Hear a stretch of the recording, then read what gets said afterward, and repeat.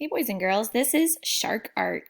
Now, there's lots of ways we're going to do shark art, and there's lots of things we're going to need. So the first thing is make sure you have one piece of gray paper. Now, you also could use a piece of a newspaper if your teacher had that for you. Then you're going to need some blue paper for your background and some water.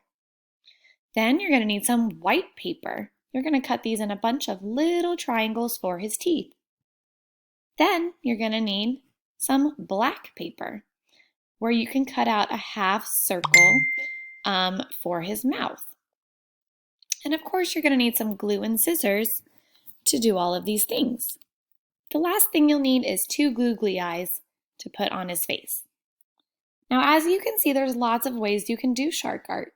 You can cut out a shark like this. You can cut him out round. You can cut him out like a hammerhead. You can cut him out like this. So whatever way you want to cut your gray shark out, you can do it like that, and you're going to glue it on your blue paper. Then your half circle out of black, and then all of his triangle white teeth. And then your googly eyes wherever you want. Have fun, be creative, and I can't wait to see your sharks.